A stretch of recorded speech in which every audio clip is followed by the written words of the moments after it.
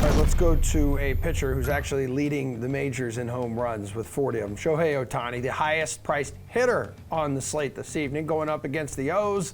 He'll face Spencer Watkins, who actually has put up negative DK fantasy points in 3 of his last 5 outings. It feels like a Baltimore thing. Chaser fade, the front runner for MVP, is worth this price at 6-4 tonight. Matty.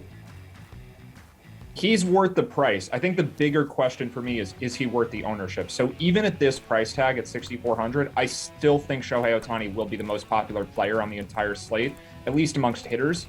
And if you're playing cash games, you just play Ohtani because you're not worried about ownership there. You probably throw him in the outfield with Justin Upton, Jared Walsh, because you need him at first so that you can play Ohtani and Upton, play all 3 of those Angels. In tournaments, though, I think you can go elsewhere because of the ownership. So the question to me isn't whether he's worth the price tag. I think he is by far the best hitter and best hitting spot for the slate. And that's not really a question. I think it's a really easy call, at least for me. So in cash games, you absolutely play Shohei Ohtani. I think that price tag is probably too cheap for a spot against Spencer Watkins in Baltimore. He might even be worth 7 or 7,500 for a matchup that's this good. It's more for tournaments where he will still be popular even with that high price tag where I have some concerns. Erik, do you need this guy in your lineup tonight? No, I don't think you need him.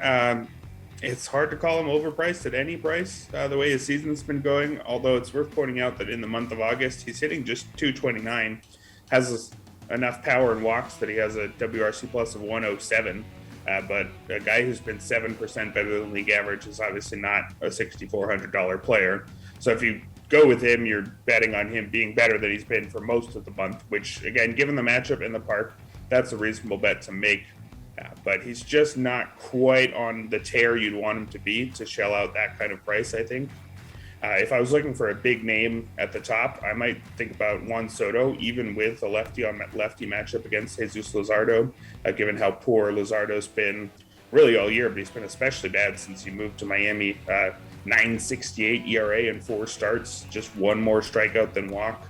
And Soto, for his part, is hitting 326 in the month of August on base. Well over half the time, 562 on base percentage. So maybe he just walks every plate appearance here, but he's the big name that I'm a little bit more interested in on tonight's slate. All right, Paul, how do you feel about Shohei Ohtani tonight? Well, Erik's right. For his part, Ohtani is not on a hot streak. He has only 2 extra base knocks in his last 10 games. Both of them are home runs, surprise, surprise. And he faces Watkins, who's allowed 46 hits and 16 walks over his last 40 innings pitched for a whip of 155. So definitely going to be a lot of Angels base runners on base. I just don't know that a guy who's not on top of his power stroke and hitting for a higher average, it should cost this much, no matter who it is. I think there's a lot of other more favorable batters on the slate tonight. And we all know the Orioles are the worst team in baseball, so the attention and attraction to Ohtani is going to be huge. I say I'm going to fade this option and save my money for hotter power hitters this evening. There are a number of guys, like I said, who are hitting with that combination of power and average recently that I like a lot more on this slate.